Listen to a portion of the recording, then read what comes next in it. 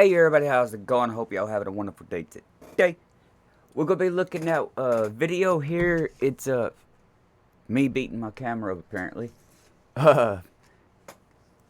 It's from a Miss Lindu. I hope I'm pronouncing that right, Lindu. It's 7 things I realized about Dragon Ball Z as an adult. If you've seen some of my videos, y'all might know I'm a huge Dragon Ball fan myself. So I'm really curious on this. So for as long as I can remember, Dragon Ball Z has always been a part of my life. In my house, that's what we grew up on. Now, I don't know if you guys have a comfort anime or just one you always go back to, but for me, this was one of them. But recently, as I was doing just that, I just thought about how differently I used to view certain in the show to how I see them now. But let me show y'all what I mean real quick. So without further ado, let's get into it.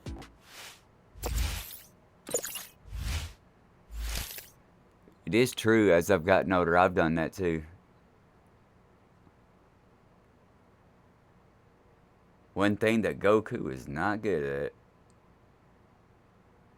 at. I bet that's in here. Now, before we get into this list, just keep in mind, this is young Lindo. So this is just how I was thinking as a kid, y'all. Young Don't Lindo. do me. But starting with number 1, we got Chi-Chi's anger. I can't lie, at no point when I was younger did I try or even want to try to understand Chi-Chi. I simply seen her as an overbearing, nagging mother. You know, no different than how a lot of kids see parental figures. Especially when you're doing something you deem fun, sometimes something you're not even supposed to be doing. But yeah, I feel like this may be a common one, you know, depending on how old you were first watching the series. I don't know. I've always liked her. I liked her. She studied to do homework. Yeah. Yeah, like it was just so real. Man, Chi-Chi, she just used to be so aggy. She always came before or after a big fight just doing the most. Like, girl, no one is trying to be inside all day studying. We're outside. So yeah, that's how I was feeling before, but nowadays, when I see her tweak out, all I see is a protective mother. A little overbearing, sure, but who's gonna want— That said, now I understand. The words now is up under there for— When I see her tweak out, all I see is a protective mother. A little overbearing, sure, but who's gonna want their son constantly getting it on with grown-ass men? And every mom in the series be having the same concerns when it comes to their kid. Chi-Chi was just the first and most strict we see, so I think that's why it hits harder. But I don't blame her. This was not only her kid, but her first one. As most moms do, she chilled out a little bit once she had another. So yeah, if anything, we need to be giving Goku the side eye. He's the one constantly having Gohan involved in all these battles. After what happened with Raditz, I get Gohan needing to train to at least be able to protect himself and maybe his family, but I doubt he needed that much battle experience. Like, some of these fights were a bit much. Chi-Chi isn't even against regular training, it's the battle she be on hot about. It is. But hey, I don't have any kids, so— Hey, it was for real. It really was. She didn't want him. Yeah. That's so true. She was like, why my baby gotta keep going out trying to catch a fade? Nah, I like Chi-Chi. Well, what do I know? But if I did, I would probably have a problem with this too. So yeah, Chi-Chi is justified. Alright, this next one pretty much goes hand in hand with our first one. Now, when I was younger, Gohan used to annoy me. I wasn't really so understanding when it came to him being so passive, and I really didn't like the non-training thing. Oh my gosh, yes. Yeah, the Great Saiyaman. Oh, I am so with you. I am so with you. My gosh, that was like, what are y'all doing with Gohan? What are y'all doing? He started doing.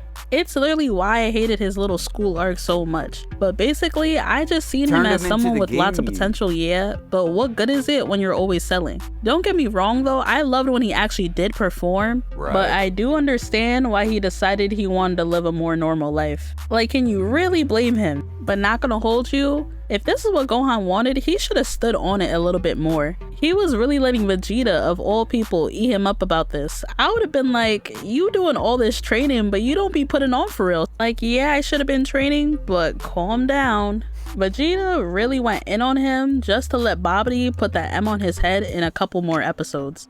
Like, please. All that training, but still needed a little boost, huh? Right. Yeah, Gohan's better than me.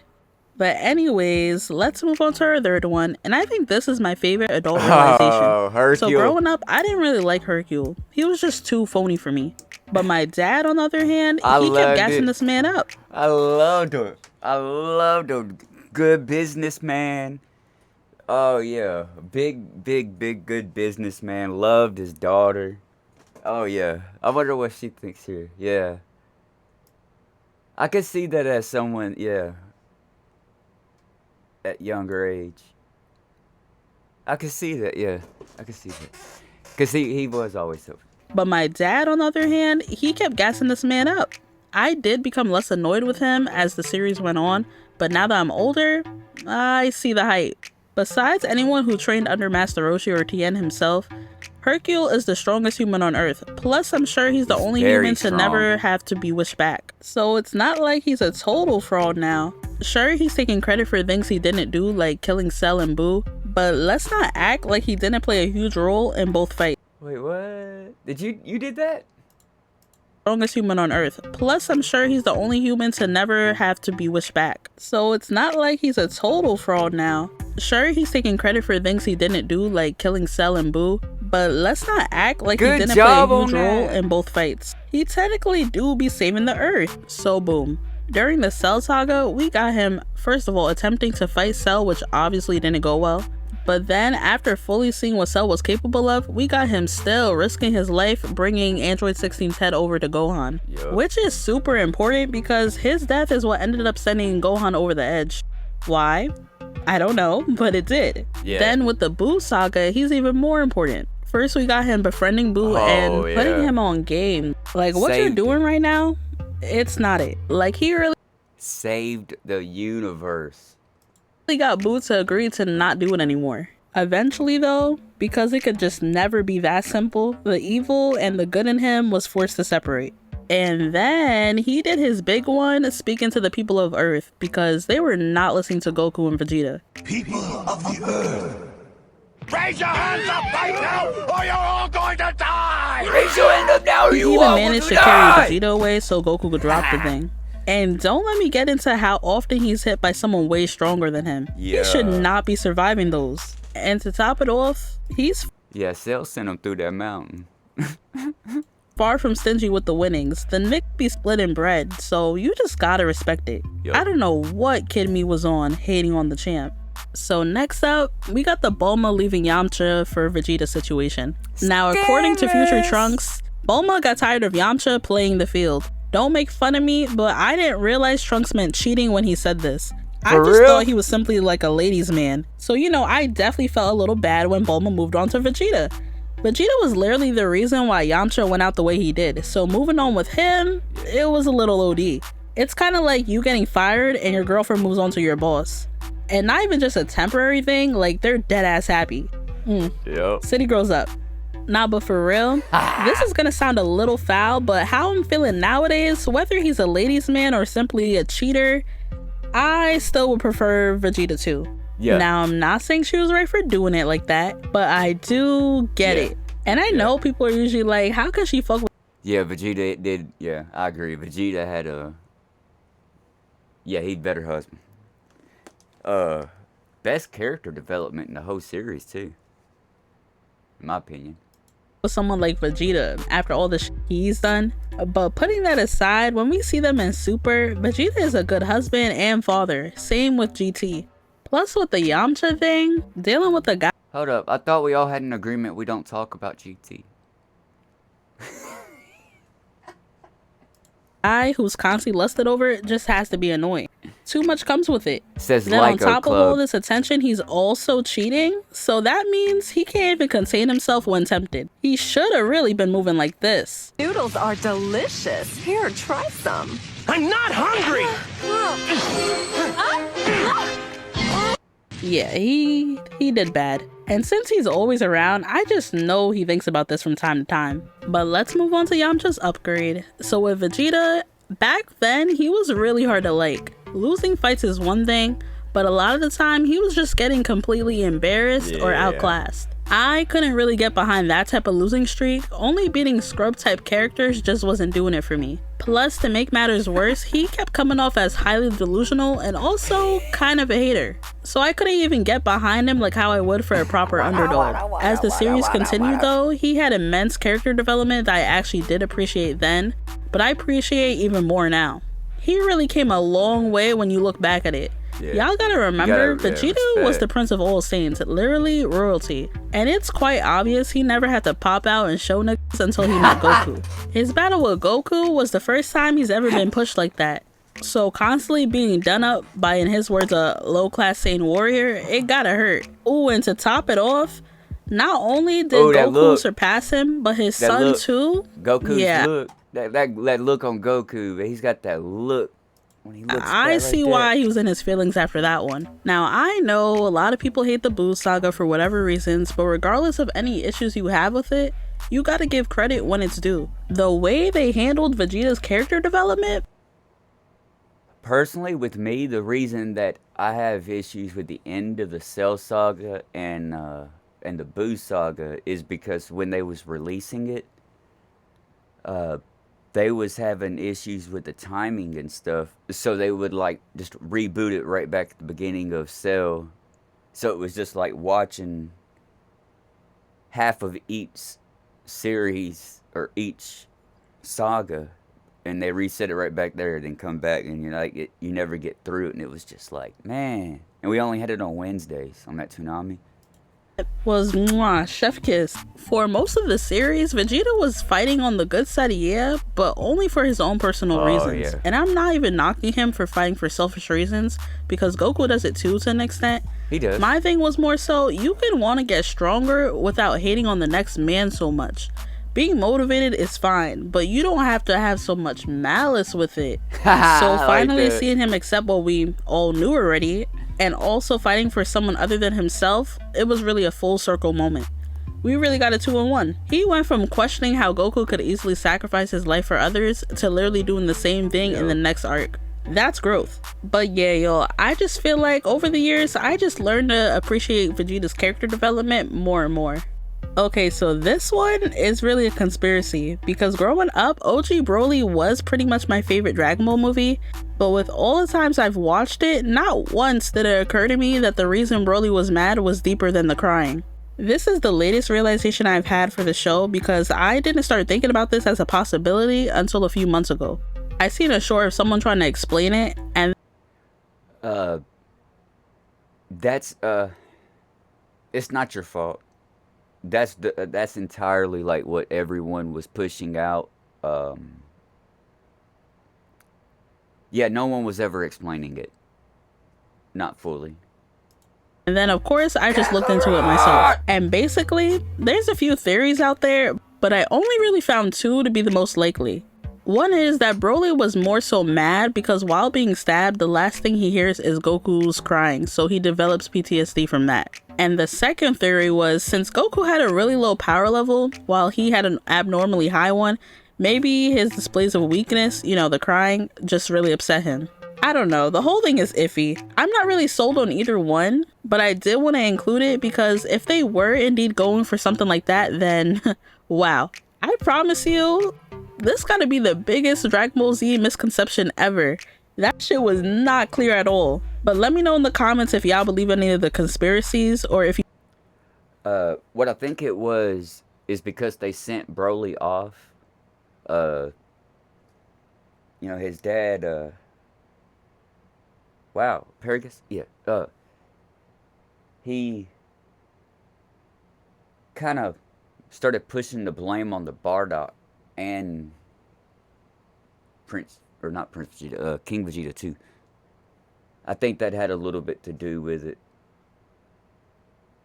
But yeah, I like the original Broly also more than the newer one. if you heard a better one. I personally think it's just funnier if the reason was because he was crying, but hey, that's just me. That would be hilarious. Now this last one, I've said on this channel before, but I feel like it's worth bringing up again. When I was younger, and even still today, I've always heard the Dragon Ball Z has no plot, Dragon Ball story isn't good, blase blase.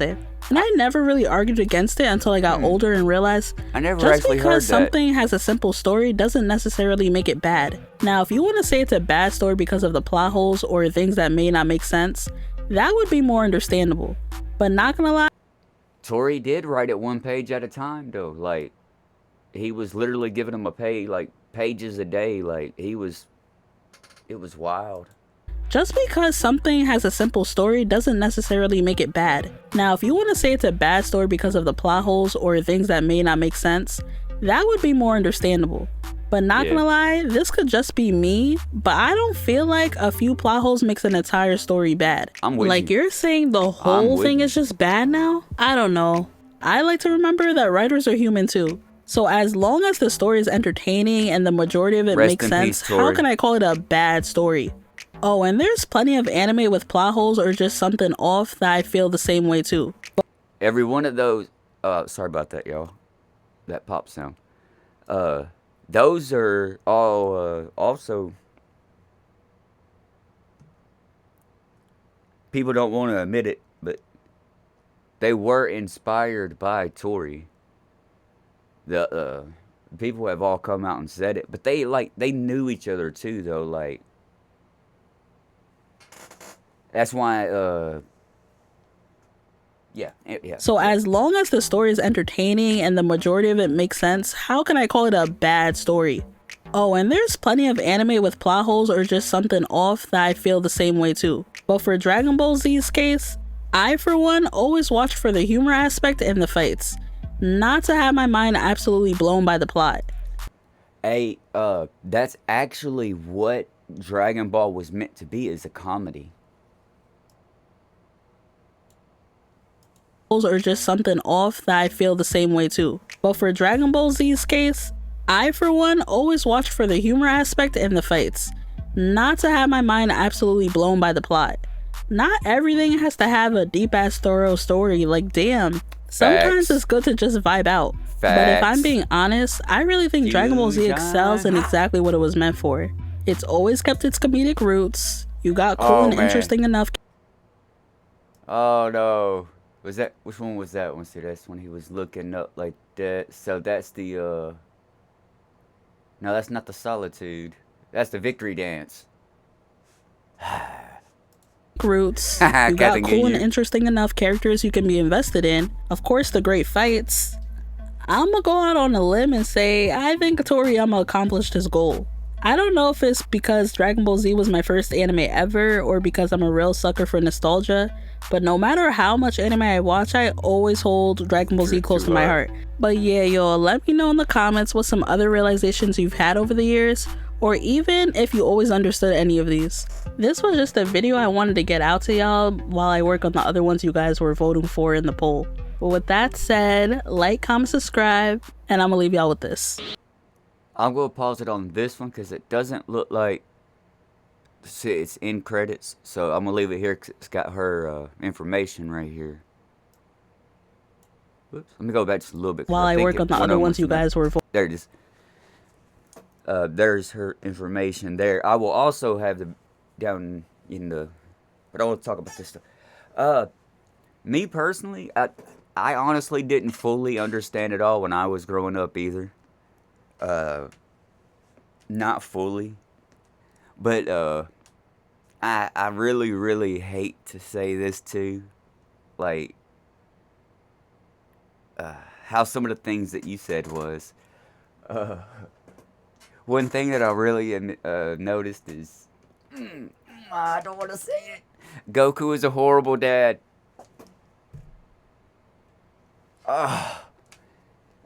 He's a horrible dad. I hate to say that, but it's true. That's one of the biggest things that I actually realized as I progressed and got older. That's the biggest one that stood out to me. It was like, wow. Goku is not that good of a dad. Steadily getting them in trouble, steadily putting them in the path of just danger. And where was he? He was always dead. Always dead.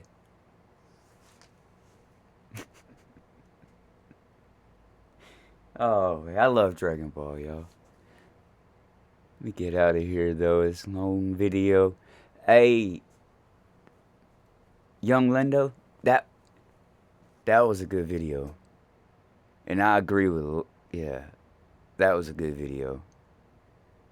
I'm glad to see that Dragon Ball is still around for younger people. That people still love it. I really do. I really do. Much love and respect. I'll catch y'all later.